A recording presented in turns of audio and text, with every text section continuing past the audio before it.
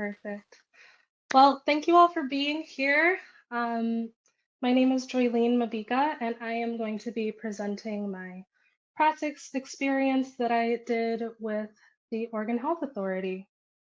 And it is entitled Building Capacity for Communities in State Health Policy. So very quickly, I want to give you guys a short little bio. Again, my name is Joyleen Mabika. I use she, her pronouns, and I am in the OHSU-PSU School of Public Health, hoping to earn a master's degree in public health, health promotion at the end of this school year. My professional goals are to assist in the elimination of health inequities through social determinants of health, um, and I want to do this in a multi-level system change way. So as you'll hear pretty soon, this practice experience was kind of perfect for me in that way. I also hope to engage in upstream public health work that will alleviate structural and systemic barriers to health that are impacting marginalized and underserved communities. Here I've included a table of contents just to give you all a high-level summary of what we're going to be talking about today. So to start with the organizational setting, what you're seeing here is the PSOB building or the Portland State Offices building. My work was primarily remote, but if I did go in, it was to this building where all the work was housed on the 9th floor. More organizational setting. Um, The Oregon Health Authority Public Health Division has a pretty complicated organizational chart. So I'm going to do my best to summarize where my work specifically lived. And that was in the Office of the State Public Health Director. Underneath the Policy and Partnerships team, there are 4 teams in the Policy and Partnerships section. And my work was primarily underneath strategic initiatives. And there are 2 kind of important strategic initiatives that my work interacted with, which is Healthier Together Oregon, otherwise known as the State Health Improvement Plan. Acronym SHIP will be all over this presentation, so just keep an eye out for that. And my preceptor is actually on this call right now, Kara Biddlecom. Thank you for being here.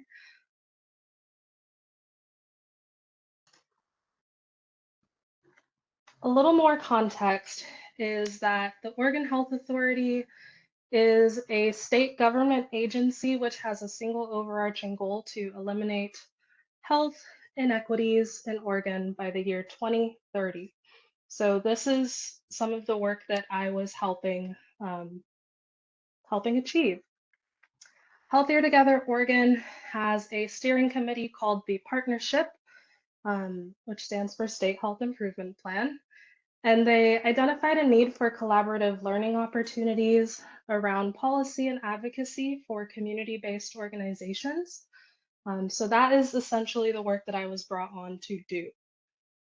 And all of this is because state policy has historically been pretty inaccessible for communities that may need it in order to push health equity.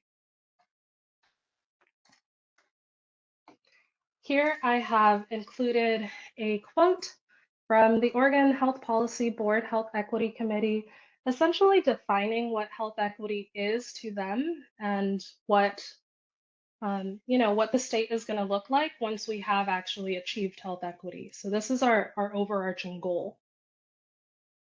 I'll give you a second to read over that.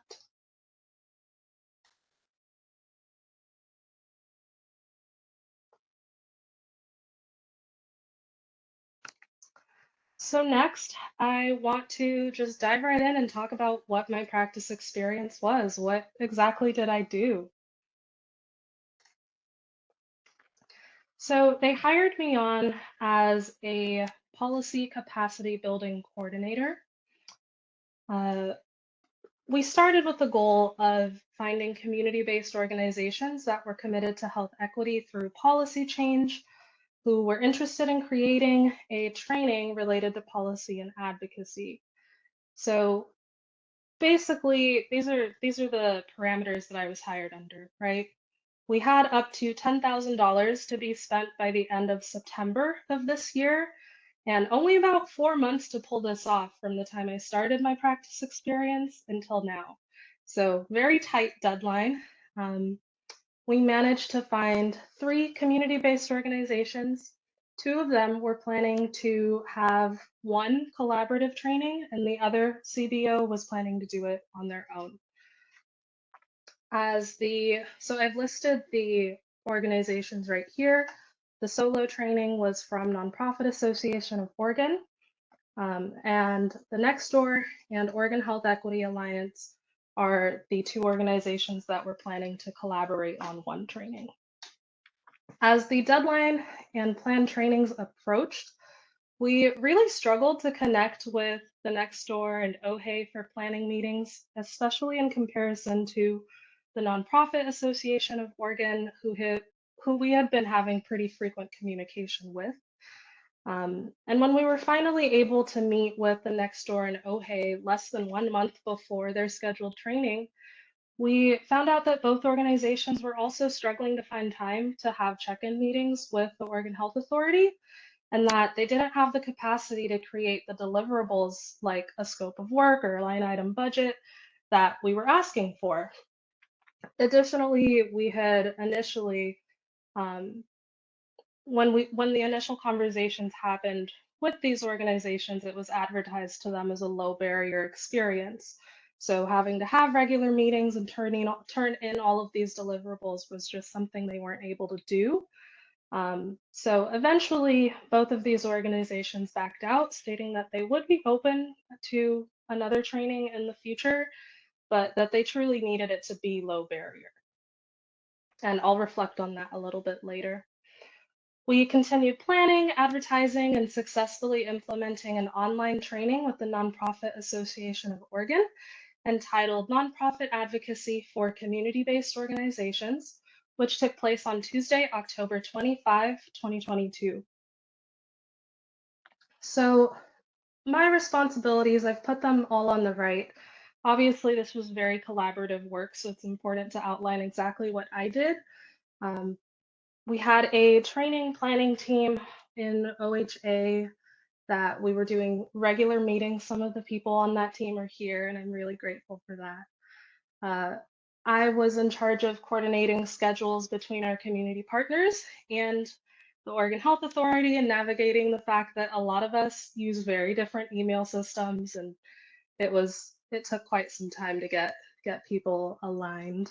Um, I was also the person taking notes at meetings that we had with our partners and reporting those notes back to our community-based organization partners as well as our planning team, just so that there is transparency and alignment for all parties involved.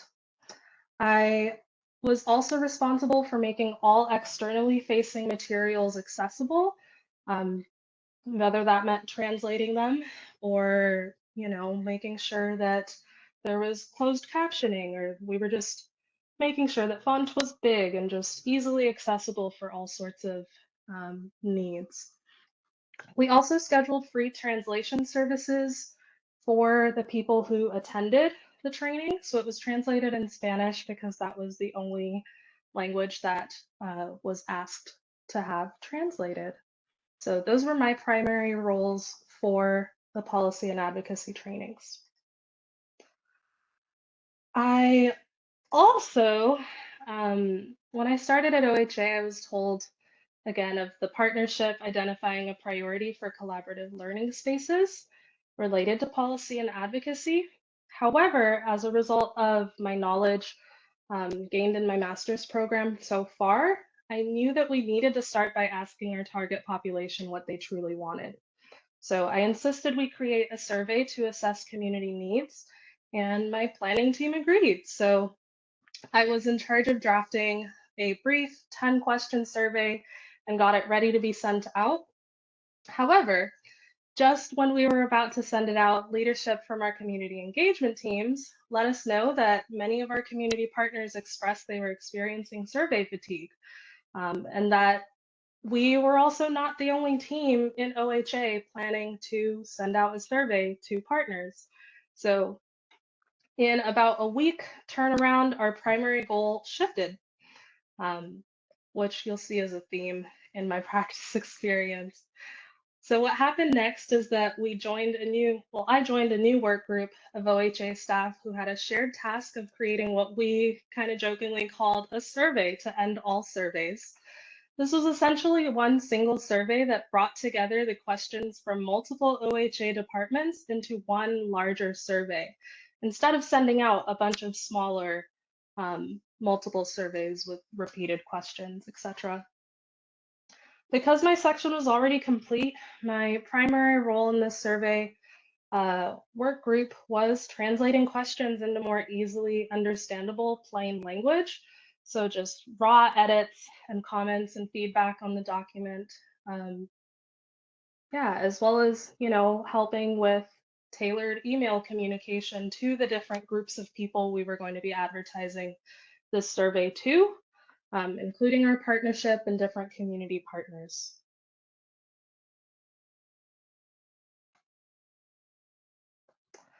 Finally, I want to talk about and show you all the products of this work.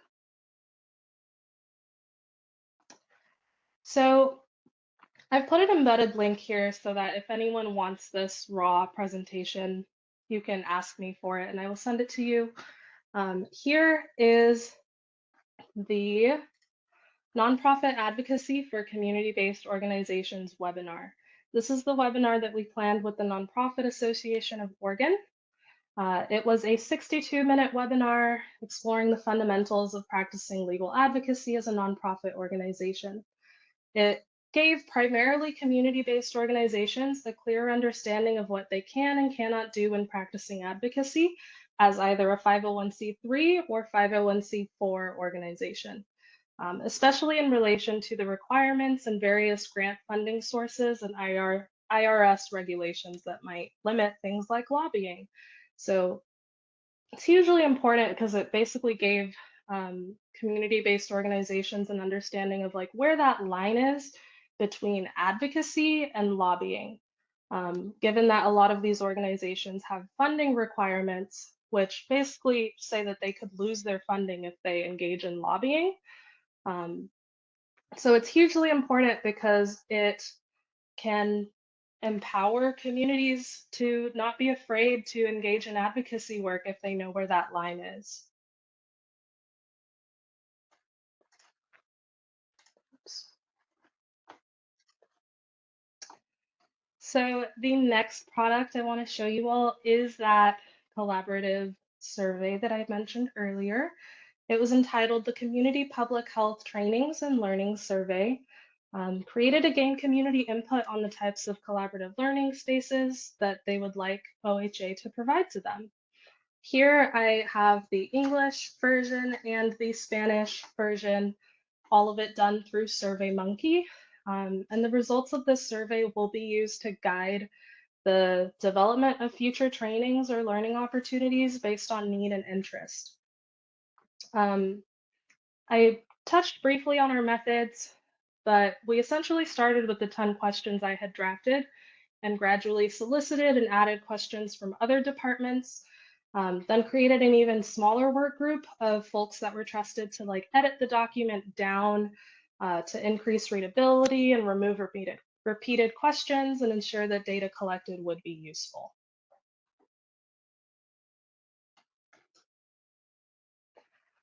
Next, I would like to touch on some of the competencies for both our health promotion program as well as the Council on Education for Public Health, CEEF for short. So competency 6 was the backbone of all work done in my practice experience, keeping positionality in mind from the very beginning of this experience through the critical reflections I will get into next, greatly benefited my professional and personal growth. Number 7 was also evident in every step of the way and can be seen more clearly in the survey product. For number 4, my team and I have been actively interpreting the results of the survey Additionally, we sent out an evaluation form for people who attended the NAO webinar.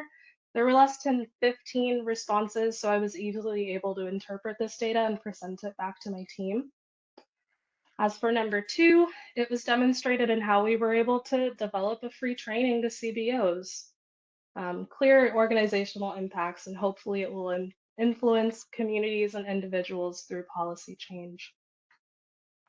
I demonstrated competency number four through the creation of this survey. And the webinar was also created as a way of integrating feedback from our partnership stakeholders. Finally, I want to touch on positionality and some critical reflections. So I would like to break my positionality up into two bits, the personal and the professional, because both of those have, created the impact that I was able to have. As for personal, I was raised as a Zimbabwean immigrant, the youngest in my family. And when we came to the States, my family heavily relied on basic needs resources that were provided by our local churches and community-based organizations. And because we immigrated when I was so young, my parents made sure that my main language was English so that I could benefit from the privileges that they could not with thick Shona accents. For the same reasons, they sent me to predominantly white private schools so that I could access high quality American education. Throughout my life, I've experienced firsthand the multiple barriers which exist for Black and immigrant communities when it comes to accessing basic needs and education in this country. I believe that my unique set of lived experiences put me in a great position to do the work requested of me for this practice experience, and has also increased the depth of understanding and solidarity that I'm capable of having when engaging with community-based organizations. That said, on the professional side, I was doing this work on behalf of the state of Oregon, which has historically and systemically created harm for many of the communities being represented by the CBOs that I was attempting to build partnerships with. Beyond that, I was doing this work within an organization that still has white supremacy culture deeply embedded in its core structure, policies, and procedures. While the team I'm on is definitely committed to eliminating health inequities by 2030, it is essential to note that we are trying to do this within systems that have structurally created some of these health inequities we see.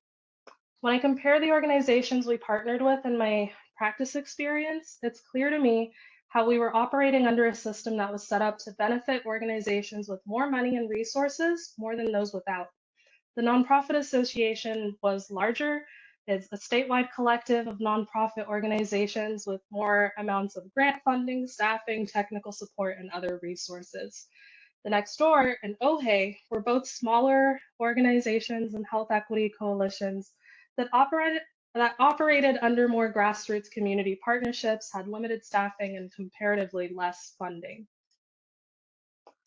So finally, in the future, I'm going to pay closer attention to this and equitably focus on making participating in these trainings more of a low barrier experience for organizations that need it. Instead of requiring a scope of work document as a deliverable, we can collaborate on creating this document from the notes of planning meetings with OHA and CBO partners. This way, our partners won't need to spend any more time outside of planning meetings for preparing deliverables. Finally, my coworkers and I have been reflecting on the fact that we never should have been asking CBO partners to operate on such a tight deadline. The sense of urgency that we were working under at the beginning of my practice experience is another element of white supremacy culture that we will need to actively oppose if we truly want to eliminate health inequities. And that is the end of my presentation. Do you all have any questions for me?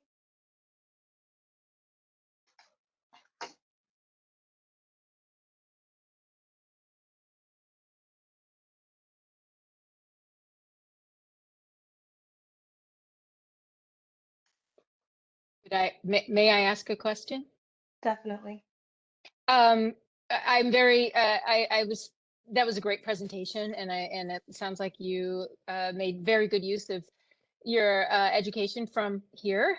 I'm curious to know, your critical reflections at the end were just spot on, with my experiences with organizations that supposedly speak to these issues. And I'm curious to know, did you talk about these at all? Did this come up at all with your coworkers or members of your team? Or is there a sense among people in that structure about how flawed it is and sort of the cognitive dissonance that goes along with trying to do your job in that organization?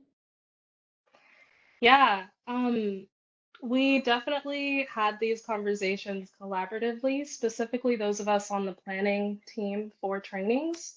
Uh, and we've paused. We stopped to slow down and we aren't like immediately going back into it and finding other organizations to plan with. We want to make sure that we have all of this set up in advance so we aren't figuring it out on the way with other organizations. I'd also say that I'm very grateful for the team that I'm on. The strategic initiatives team and policy partnerships team has has definitely surprised me in that you start working for the state and you expect to, how do I say this?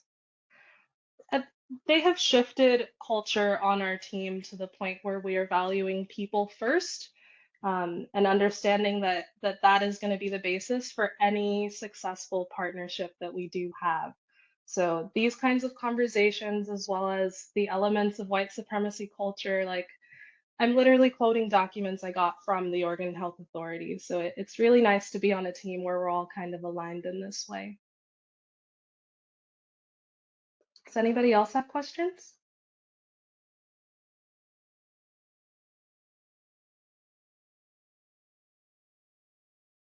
Joyleen, I do have a question. And thank you. I'll echo what Claire said. Thank you for that reflection at the end. That was kind of like, I- um, it was kind of not necessarily waiting for that, but I was like, I think there's something missing here, and you hit on everything that I was kind of looking for at the end. So nice job with that.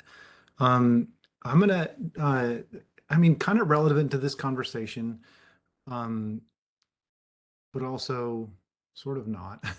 What would you do differently if instead of $10,000, you had $40,000 for each organization? I mean, it's funny you even give that number because that was our initial starting number. Um, we started and they were saying you have no more than $40,000, 10K per organization. Um, that said, I realized that with these huge number amounts, and kind of unclear parameters of how that money needs to be used, something I would do differently is to figure out exactly what is needed from organizations from the get-go instead of going in and saying, do any training for us for this amount of money. We would say we need at least a 5-hour training from you for it, like, and just kind of set those parameters so folks know exactly what they're getting into from the get-go. Does that answer your question? Well, um, is there anything like, I'm just thinking, given the, like you mentioned, kind of the unclear parameters for how money can or should be spent, are there other things you could spend money on that might, um, help you achieve Hmm. some of the goals you were discussing at the end? Yeah. Um, Given just, I guess maybe not necessarily money, given more resources. mhm. Obviously, money is one, but given more resources. Yeah, so when you say more resources, that makes me think of time as well as money. Um, and I think that if we had more resources and it could remove that sense of urgency, that maybe we would spend a little more time figuring out who we choose to give this money to. Instead of these larger organizations, to be very honest, by the time I got onto the team, the organizations we were going to partner with were already brought on. So I didn't actually have a say in who we prioritized. Um, and so in that way, I would try to focus more equitably on regional health equity coalitions or organizations that are run by folks of color who have been doing this work in a grassroots way, and try to give them that opportunity, just so that they can already use their communities and advertise in that way. Because when we prioritize for funding and opportunities organizations that OHA is already partnering with, it leaves a certain amount of people out. So there were organizations that weren't even on our radar because we partnered with folks that we were already connected with. Yeah, thank you. Thank you very much. Looks like we have 3 more minutes. Does anyone else have questions? Hey, Joyleen. Oh, sorry. No, you go. I already asked one. Okay. It was so fun to hear about what happened in the end. Amazing work. Should be really proud. I'm really curious about the outcomes, both like what was the attendance like at the training that Nonprofit Association did, and it sounds like you're just digging into the results from the survey, but I'm curious kind of if you have any initial findings or themes to share from that data. Yeah, so the Nonprofit Association webinar, we really approached it in a way that our community partners led, and we wanted them to direct it. And one of the things that they requested was that we set a cap on how many people could attend it, because they didn't want to overwhelm the people on their teams that would be presenting. So they capped it at like 80. We filled all of those seats with the registration, but then we found that only about 30 people actually attended. And I think in reflections and debriefing with them, I think the reasoning for that was because when you registered, it didn't automatically put it in your calendar. So you would have to go in and do that manually. So, and I think a lot of people are just so used to registration links, adding stuff to their calendars. So that's how many people showed up. As for like what they thought about it, it was pretty mixed feedback. I think there was definitely interest in more specific, like how to do advocacy work, is what a lot of community partners were looking for, whereas this was more so just like the do's and don'ts, instead of like the step 1, step 2, step 3. Although somebody did ask a question about that, and we integrated that in the Q&A section at the end of the webinar. And yeah, we're still looking through survey results, so yeah, we'll get back to you all. Also, I'd like to announce to everyone here that I am staying on with the Oregon Health Authority and transitioning to full-time to take the results of the survey and like build a long-term plan of how we're going to implement this. So I'm just excited to announce that to all my coworkers here and everyone listening, that this has been a really great experience for me and will continue to be.